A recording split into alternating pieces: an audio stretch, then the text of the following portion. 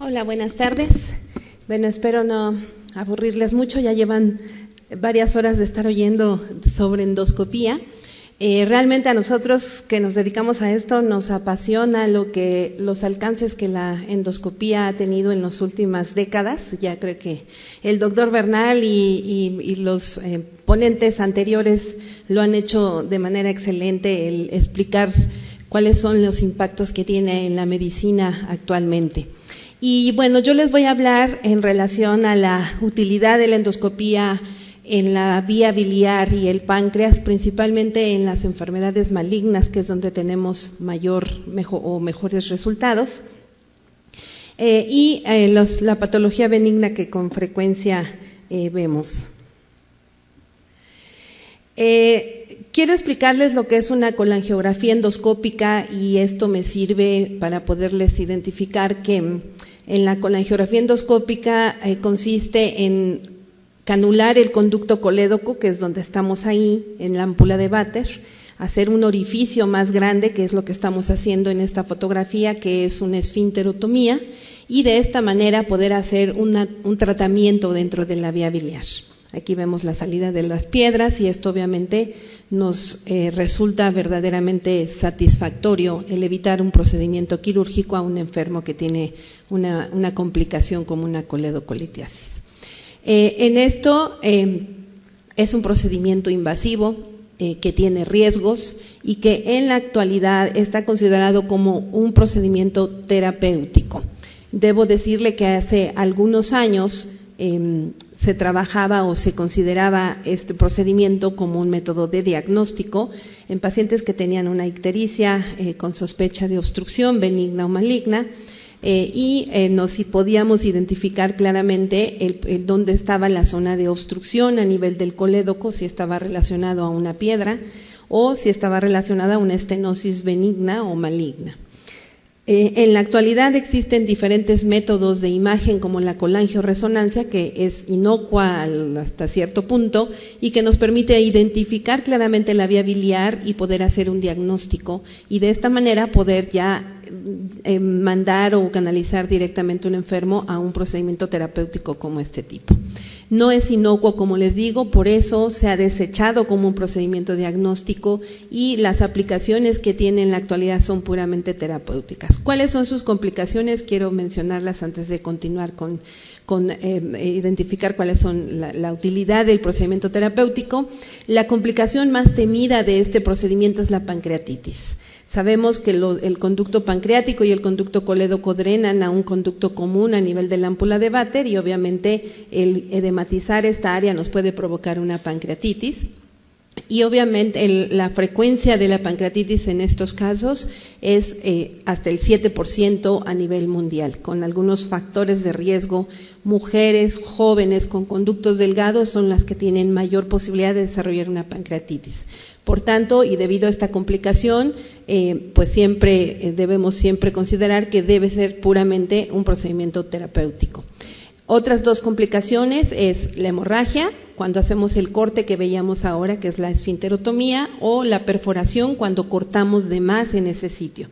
Lo que estamos cortando, y quisiera ver si podemos regresar solo para que puedan ver ustedes la esfinterotomía, lo que estamos cortando es, este es un colangiograma donde vemos la presencia de cálculos aquí, y este es el ámpula de Vater, este es el borde superior que tenemos como límite para corte, y realmente este alambre de corte mide 2 centímetros, el corte que hacemos realmente aquí es de 1 centímetro aproximadamente. Así que si nosotros cortamos por acá arriba nos puede producir una perforación, o si esta zona, aquí tenemos una arteria que pasa aquí, la gastroduodenal, que si llegamos a cortarla también podemos tener una hemorragia. Por tanto, son dos complicaciones menos frecuentes, pero que pueden presentarse. ¿En dónde tenemos la utilidad de realizar este procedimiento terapéutico en las enfermedades o las estenosis que son de etiología benigna, en pacientes que tienen un proceso inflamatorio crónico, como en la pancreatitis crónica, que por compresión del páncreas puede producir estenosis del conducto y el enfermo cursar con un síndrome ictérico. La coledocolitiasis, como ya lo vimos, que puede ser de primera de novo, es decir, en pacientes que no han sido operados o en pacientes que han tenido que han sido operados y que tienen cálculos secundarios a nivel del conducto colédoco. En la colangitis esclerosante primaria, una enfermedad autoinmune que produce estenosis segmentarias en la vía biliar y que esto nos permite con este procedimiento la colocación de endoprótesis para poder liberar o desbloquear estas áreas de estenosis y mejorar los cuadros ictéricos de estos pacientes. Y una entidad que es la pancreatitis aguda y que puede ser autoinmune, que es cada día más frecuente, que también nos puede dar como cambios inflamatorios en el conducto, estenosis del mismo, y que por medio de este método podemos hacer la colocación de endoprótesis. En la patología maligna, es donde ha tenido mayor impacto en resolver los casos como medidas paliativas. Ya escucharon mucho en relación a la paliación, que es el disminuir o el eliminar un síntoma en un enfermo que tiene una enfermedad, que tiene un problema o una enfermedad de tipo cáncer avanzado, que no tiene otros recursos más que mejorar sus condiciones. Y aquí, especialmente en este tipo de pacientes, es muy satisfactorio y con muy buenos resultados el poder desbloquear estas áreas de estenosis y mejorar la calidad de vida de los pacientes. ¿Cuál es la causa más común de las estenosis malignas con las que manejamos en la colangiografía endoscópica? El cáncer de páncreas, que es cuando crece a nivel de la cabeza y que obstruye el conducto colédoco. El tumor propiamente del conducto colédoco, que es el colangiocarcinoma, el cáncer que invade hacia el conducto colédoco, que es el cáncer de vesícula, que son menos frecuentes, o el cáncer de órganos vecinos que pueden infiltrar, como el cáncer de duodeno o de la ámpula de Vater, que pueden infiltrar propiamente la vía biliar y producirnos un área de estenosis. En el instituto, que es un centro de referencia de neoplasias, con frecuencia vemos tumores que metastatizan en esa área, como pacientes con cáncer cervicouterino, con ganglios en el hilio hepático que producen estenosis, linfomas o melanomas, que son casos poco frecuentes, pero que debemos considerar como otra posibilidad, zonas de metástasis. ¿Para qué nos sirve el estudio de colangiografía en estos casos? Ya tenemos generalmente un procedimiento previo de diagnóstico con una colangioresonancia o una tomografía donde nos evidencia una lesión obstructiva o una compresión o simplemente la dilatación de la vía biliar pensando en una coledocolitiasis. El ultrasonido endoscópico, que es una nueva herramienta, tiene 20 años de estarse utilizando, poco en algunos hospitales porque es un procedimiento altamente especializado, en el cual permite definir claramente los conductos biliares y poder incluso etapificar si existen ganglios alrededor y poder definir si es una enfermedad temprana o es una enfermedad avanzada. Y una vez que tenemos todo esta gama de estudios, entonces podemos definir o podemos indicar el realizar un procedimiento terapéutico. Nos orienta claramente cuál es la etiología del síndrome ictérico del enfermo y entonces sí poder hacer y prepararnos con todo el procedimiento terapéutico. La mayoría de estos pacientes van a presentarse como un síndrome ictérico y aquí es muy importante, como les comento, antes de ordenar los estudios, el hacer un diagnóstico diferencial de la ictericia, si es una ictericia obstructiva, y esto generalmente lo hacemos por laboratorio, y los estudios de imagen que les comento nos ayudan a identificar si es puramente dilatación con la presencia de cálculos en un ultrasonido o la colangioresonancia muestra una estenosis. Entonces nos permite reconocer, el establecer con mayor sospecha cuál es la etiología de la causa de la ictericia, dónde está la localización de una lesión y cuáles son sus características para establecer si es benigna o maligna. Aquí podemos ver una colangiografía endoscópica donde vemos una zona de estenosis, si la ven aquí. Aquí estamos viendo el colédoco en la parte distal, que está dilatado. Vemos una zona filiforme aquí y luego vemos la parte intrahepática, donde vemos esta zona. Obviamente esto no está, en un paciente no operado, por supuesto está más relacionado a una estenosis de etiología maligna. Y aquí vemos otra lesión, donde un paciente que no tiene vesícula, vemos esta zona de estenosis, con una dilatación por arriba de la zona de la estenosis. Y además de hacer un procedimiento o de ubicar claramente dónde está el sitio de la obstrucción en estos pacientes, nos permite tomar tejido de esta zona para poder para poder hacer un diagnóstico etiológico y posteriormente un procedimiento o un tratamiento oncológico. El cáncer de páncreas es el de los tumores más frecuentes dentro de los tumores de la encrucijada biliopancreática que llamamos. Es el que tiene mayor mortalidad y que tiene una incidencia mayor generalmente.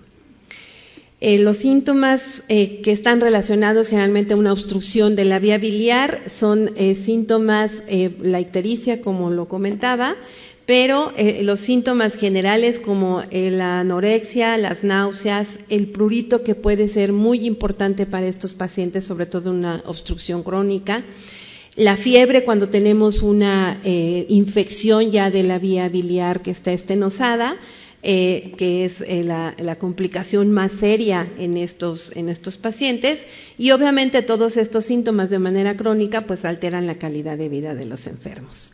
Nos produce una colestasis cuando hay una obstrucción crónica y sabemos que al tener una colestasis de mucho tiempo puede producir cambios a nivel hepático con una cirrosis biliar secundaria.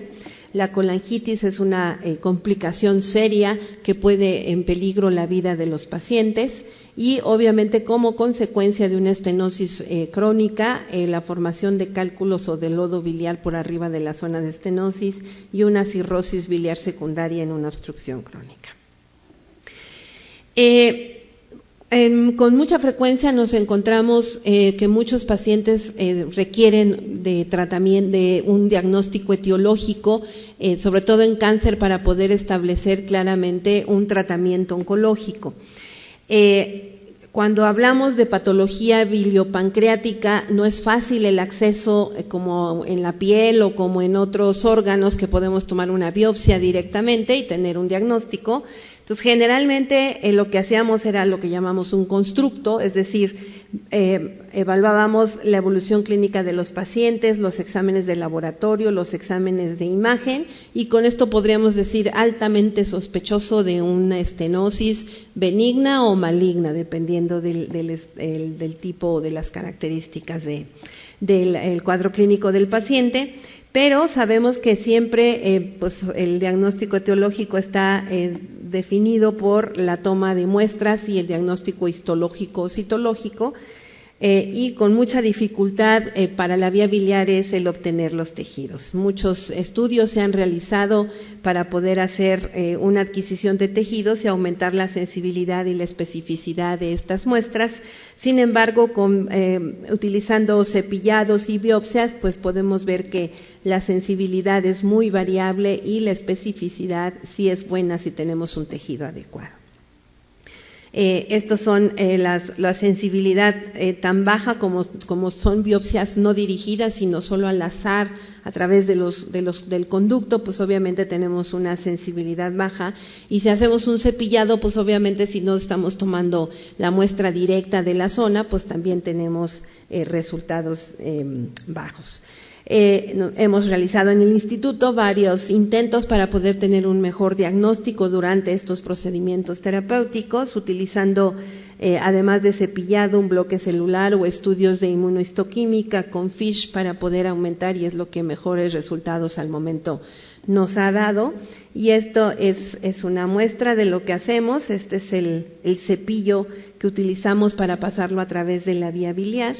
Esto lo pasamos a través de una guía que está metida ya dentro de la vía biliar, aquí la estamos pasando.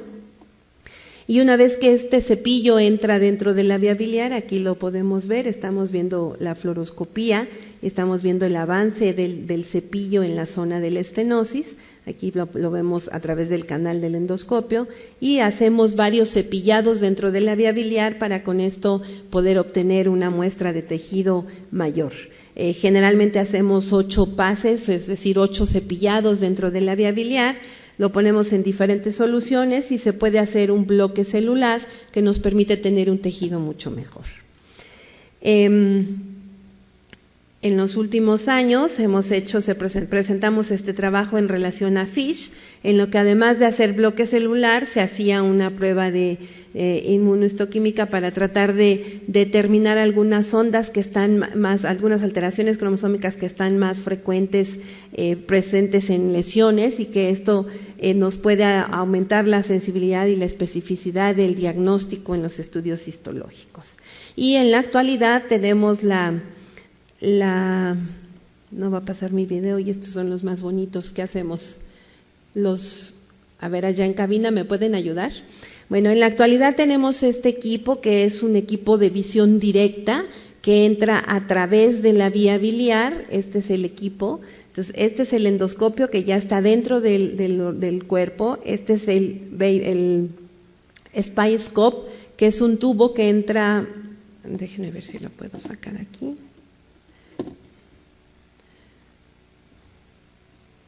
A ver, tal vez en esta computadora no se va a ver. Bueno, entonces lo que hacemos aquí es que este endoscopio, que es un endoscopio bebé, entra en un endoscopio normal, y este endoscopio va a entrar directo hacia la vía biliar, y tiene canales para poder meter una pinza de biopsia, y entonces yo de manera directa puedo ver dónde está una zona de estenosis, dónde está un tumor, y puedo tomar las biopsias de manera directa, con esto aumentando la sensibilidad del estudio. Este equipo se llama SpyGlass, y bueno, hasta el momento es el único instituto que cuenta con este recurso. Y creo que no les voy a poder enseñar. Ahorita les enseño los videos.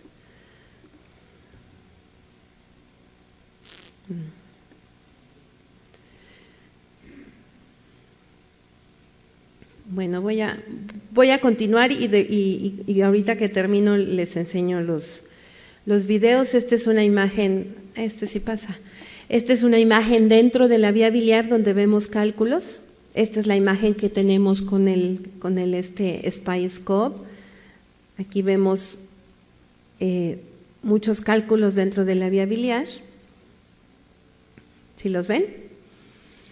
Y a través de este estudio podemos meter un catéter y romper esos cálculos con un láser cuando son cálculos muy grandes. Entonces nos permite evitarle una cirugía al paciente, poder romper los cálculos de manera directa. Yo estoy viendo adentro sobre qué piedra estoy apuntando mi láser para poder hacer una ruptura de ellos.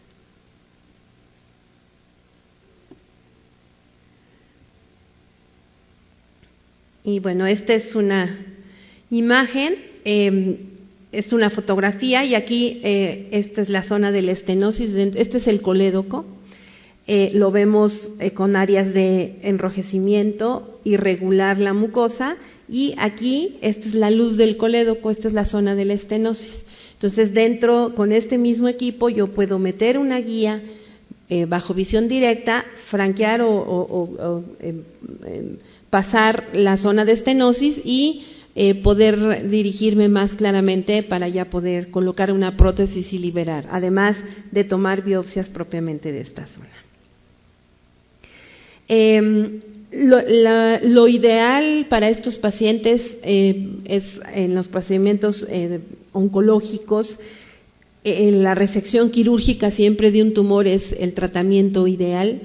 Sin embargo, la realidad de nuestro país, en todos los tumores, la gran mayoría son pacientes entre el 10 y 20% se diagnostican en una etapa temprana y es curativo, pero 90% de ellos van a recibir un tratamiento de tipo paliativo.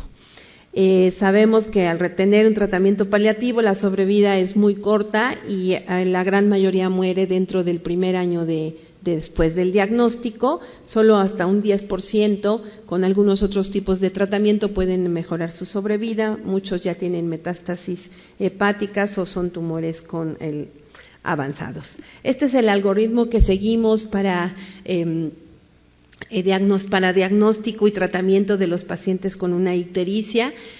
Con sospecha clínica importante, tenemos sospecha clínica de una ictericia obstructiva. El ultrasonido es el primer método con el que debemos iniciar para poder hacer diagnóstico de dilatación o no de la vía biliar.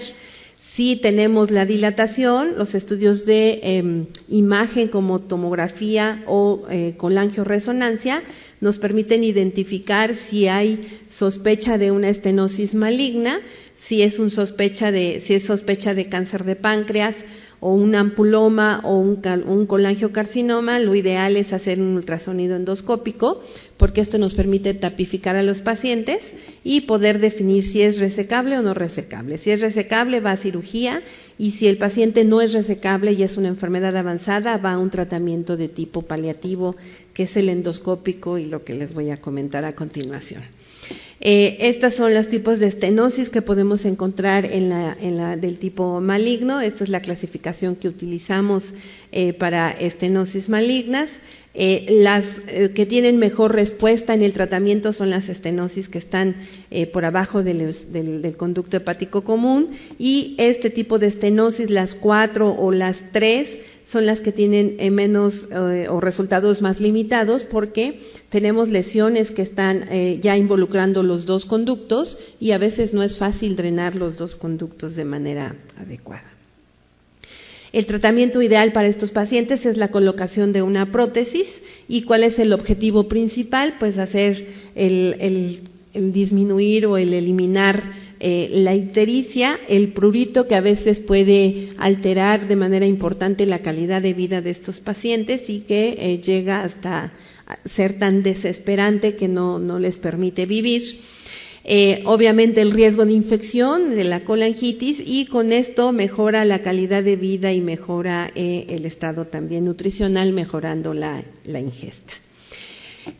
Para manejar este tipo de obstrucciones son 3 las opciones con las que contamos en este momento: la resección quirúrgica, el manejo percutáneo de las obstrucciones y el manejo endoscópico, y estos son los resultados entre los pros y contras de cada uno de los procedimientos. Cuando proponemos un procedimiento quirúrgico a estos pacientes, lo ideal es hacer una resección. Lamentablemente, como veíamos, es una enfermedad avanzada que no permite hacerlo, y entonces la derivación se debe de hacer una derivación biliodigestiva. Es una derivación definitiva y obviamente esto se hace en un solo procedimiento quirúrgico, por supuesto.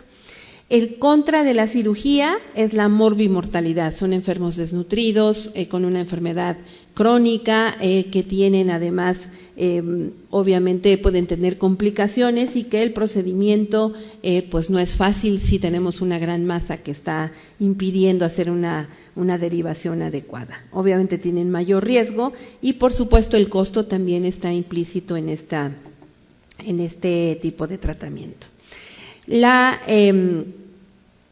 Tratamiento de manera percutánea, pues generalmente lo indicamos en pacientes que ya tienen una cirugía previa, que no tenemos un acceso adecuado a través del duodeno, cuando tenemos un paciente ya operado con una gastroyeyunoanastomosis.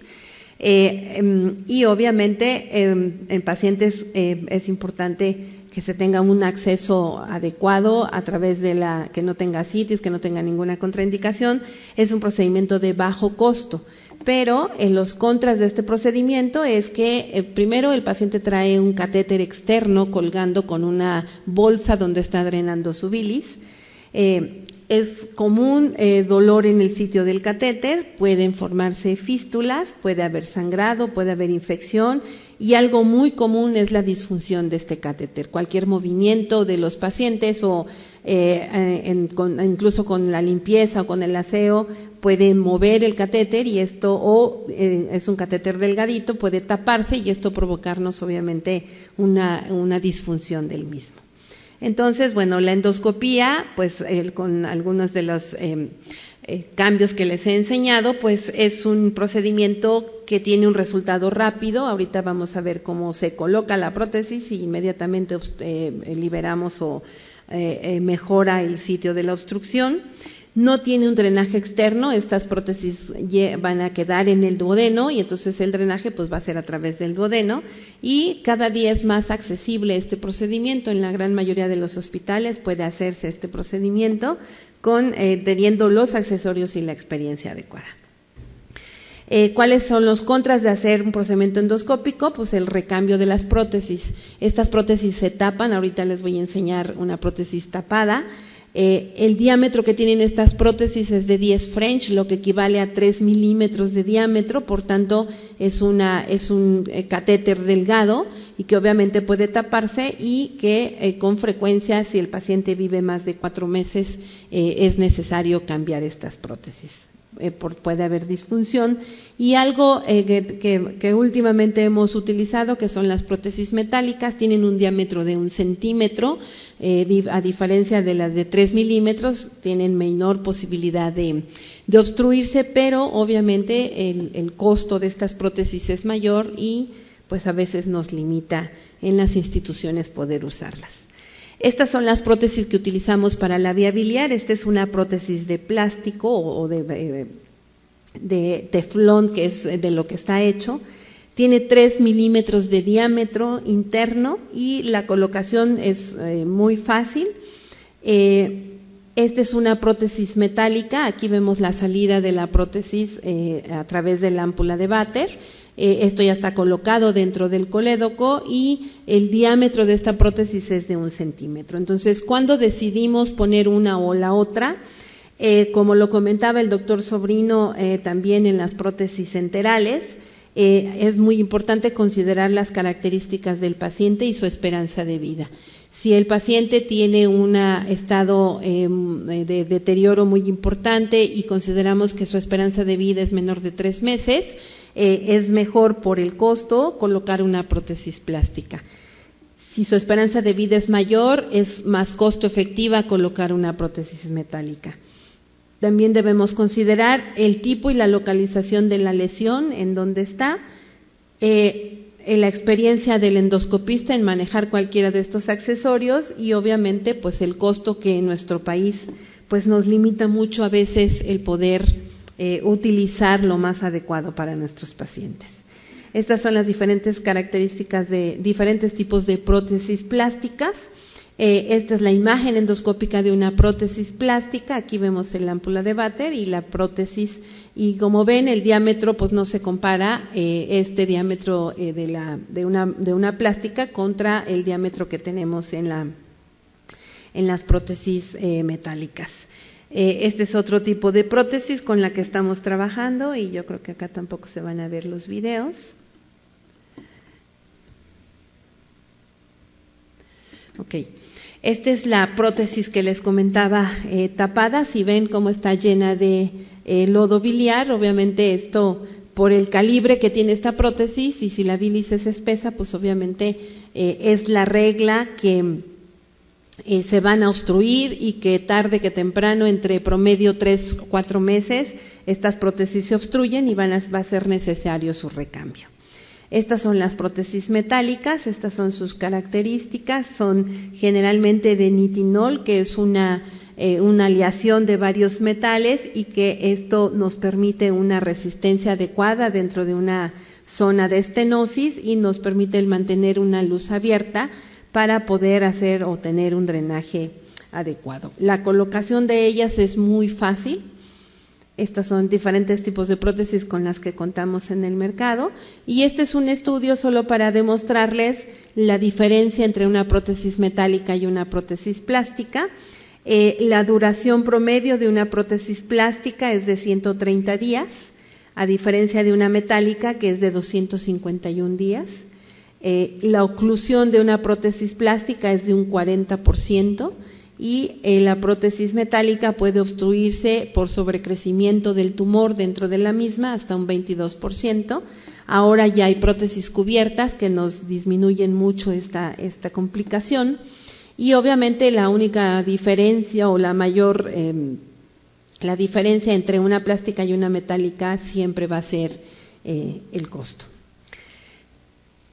Las complicaciones que podemos tener cuando manejamos a estos pacientes, la pancreatitis, que es lo que les comentaba, el 6% de manera global pueden desarrollar pancreatitis. La colocación de las prótesis, 6% de ellas pueden migrar, es decir, meterse completo a la vía biliar o salirse de la vía biliar y pasar hacia el duodeno. 15% en promedio se obstruyen y cuando metemos prótesis metálicas, 3.5% de los pacientes, si tienen vesícula, hay que considerarlo, pueden tener una inflamación de la vesícula. Esta es la colocación, el video de una colocación de una prótesis metálica. Aquí dentro, en este catéter, va comprimida la prótesis. Siempre la hacemos bajo guía con fluoroscopía. Aquí tenemos la prótesis, aquí tenemos la zona de obstrucción, de estenosis y la dilatación del colédoco por arriba. Vamos midiendo por fluoroscopía, tenemos varias imágenes y vamos con un aditamento muy fácil ir jalando para ir liberando la prótesis. Y aquí vemos prácticamente la prótesis abierta y ya liberada. Este es a nivel del duodeno y por endoscopía podemos ver cómo empieza a drenar fácilmente el medio de contraste. Aquí vemos cómo feruliza totalmente la estenosis. Este es el sitio que teníamos previo de estenosis. Lo feruliza y casi obtenemos el mismo diámetro de un conducto colédoco normal. Este es un caso muy desafortunado de un joven con un colangiocarcinoma, en donde tiene una obstrucción a nivel de ambos hepáticos. Él venía con catéteres percutáneos que venían disfuncionando. Entonces, la propuesta de este paciente pues fue meterle 2 prótesis, una al hepático derecho y otra al hepático izquierdo, y aquí podemos ver el paso de la prótesis, ya una de ellas a través del conducto de trabajo del endoscopio. Aquí vemos una guía que está hacia el hepático derecho y otra guía que está hacia el hepático izquierdo. Aquí va entrando una prótesis y aquí la vamos viendo por fluoroscopía y se va haciendo la liberación de la prótesis. Aquí la podemos ver. Y aquí ya está liberada una, acá tenemos otra guía, que es por donde va a entrar la siguiente prótesis. Entonces aquí ya está una puesta y aquí viene la colocación de la segunda. Aquí vemos cómo va subiendo hacia el hepático derecho y bajo fluoroscopía siempre hacemos la guía para poder hacer la liberación y bueno, aquí vemos la liberación de las dos. Este es aquí podemos ver por fluoroscopía las 2 prótesis colocadas por arriba de la zona de estenosis, que es en este sitio donde lo tenemos. Entonces, la verdad es muy satisfactorio cuando podemos hacer el drenaje y podemos hacer que mejore o poder drenar cualquier tipo de estenosis benignas o malignas. Las complicaciones de esta prótesis pueden formar en esta malla que veíamos, pueden formar una película y esto producir una obstrucción parcial que puede limpiarse con un balón o se puede limpiar con algún otro accesorio. El crecimiento tumoral dentro de las prótesis son mallas que están abiertas y que puede meterse el tumor dentro. Esto ha disminuido porque ahora tenemos prótesis que tienen una cubierta aquí en toda la prótesis y entonces esto permite o evita el crecimiento. Y cuando esto sucede, si se nos obstruye esta prótesis, hay un crecimiento mayor por arriba de la zona de la prótesis que ya tenemos colocada, pues la siguiente opción es poder colocar dentro de la misma prótesis metálica, colocar una prótesis de tipo plástica. ¿Cómo medimos el éxito? Pues el técnico generalmente, es decir, el de colocar la prótesis es cerca del 90%, y el clínico lo que esperamos es que el paciente resuelva su ictericia al 30% en la primera semana, que resuelva obviamente la infección con la que tiene, que resuelva su prurito, y hacemos también esperamos que las enzimas que nos hablan de colestasis, como la fosfatasa alcalina y la gamma-glutamil transferasa, pues disminuyan al 20% por lo menos en la primera semana después de su colocación. ¿Qué vigilancia hacemos con estos pacientes? Los pacientes con prótesis plástica sabemos que se van a obstruir si el paciente tiene una sobrevida mayor de 6 meses. Hay que hacer un recambio programado entre 3 y 4 meses, y generalmente lo vigilamos con pruebas de función hepática. Si hay datos de obstrucción, es decir, ya de colestasis, hacemos el recambio inmediatamente. Y en las prótesis metálicas generalmente duran permeables toda la vida, es decir, por lo menos 1 año o más de sobrevida de los pacientes. Si hay un crecimiento tumoral o una hiperplasia tisular, podemos utilizar la colocación de prótesis, otro tipo de prótesis.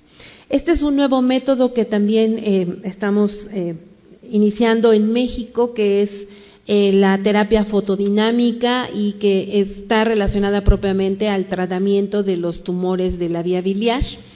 Esta terapia fotodinámica es un procedimiento que consiste en inyectar un medicamento por vía intravenosa, esperar 48 horas a que se deposite este medicamento en la zona del tumor, y después hacer una irradiación directa con un láser para poder hacer una necrosis de ese tejido y hacer que se abra o que se permeabilice cualquiera que se permeabilice el tumor. También lo podemos usar en esófago, también lo podemos utilizar en colon, pero está en la actualidad mejores resultados tienen en la vía biliar.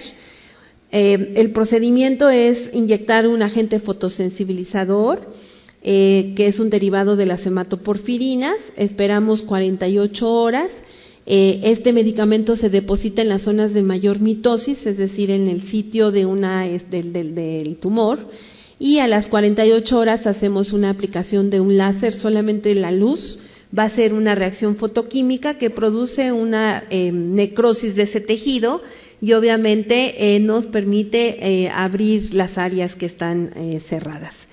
Podemos hacer una revisión endoscópica en las siguientes 48 horas y un tratamiento adicional 90 días después si ha tenido adecuados resultados. Esta es la imagen de un colangiocarcinoma, que es donde está indicado. Aquí vemos una imagen endoscópica de la vía biliar dentro, y obviamente el equipo que les enseñaba nos permite hacer una irradiación directa sobre la zona de estenosis y poder ser mucho más selectivos para el tratamiento. Esta es una imagen que utilizando terapia fotodinámica. Este es el doctor Michel Calais, uno de los pioneros en el uso de terapia fotodinámica. Él está en Nueva York y estuvo trabajando con nosotros cuando empezamos a utilizar terapia fotodinámica en el instituto.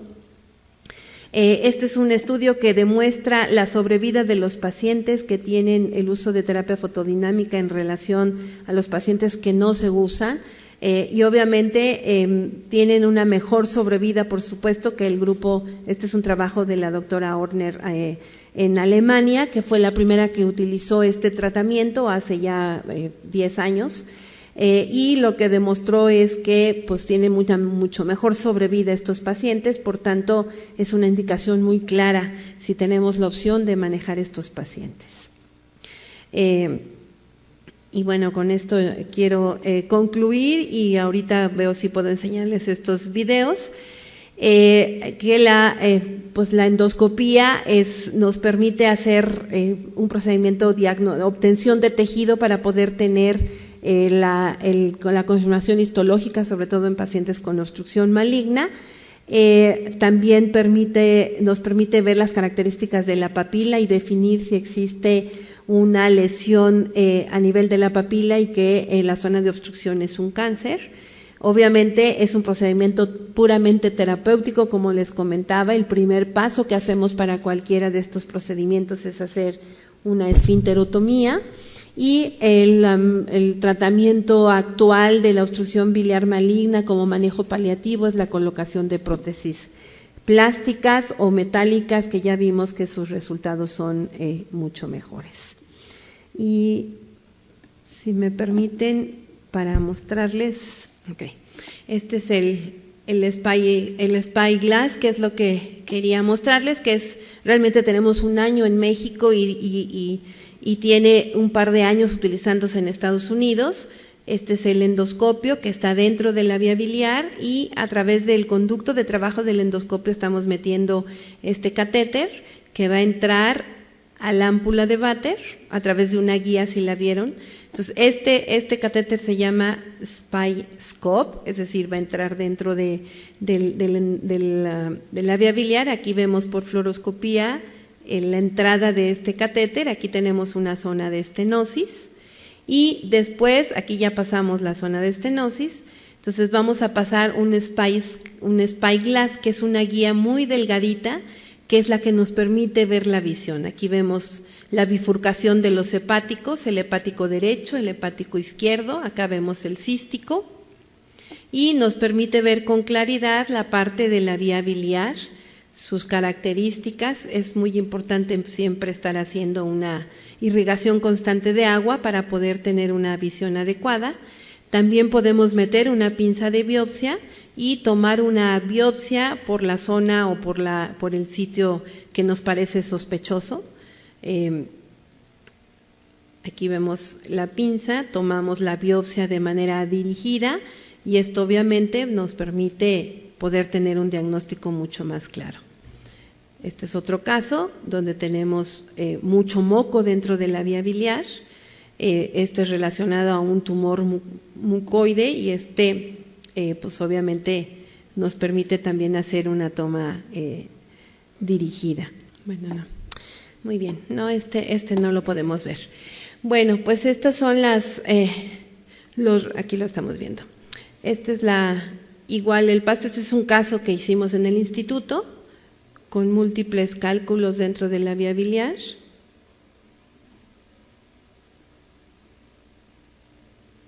Y como les comentaba, pues bueno, podemos ver ahí podemos hacer el diagnóstico, y por otro lado, o lo más importante aquí, es meter un láser dentro de este conducto y poder hacer una ruptura de estas piedras para poder evitar en otros momentos piedras muy grandes o múltiples dentro del conducto. Puede ser una indicación quirúrgica, y pues ahora con estos métodos podemos evitar la cirugía de estos pacientes y hacer un tratamiento endoscópico menos riesgoso para ellos y con muchos mejores resultados. Y bueno, con esta ya quisiera terminar. No sé si tengan alguna pregunta o comentario en relación a la plática. En relación a todo, ¿nada? Bueno, pues muchas gracias por su atención. Buenas noches.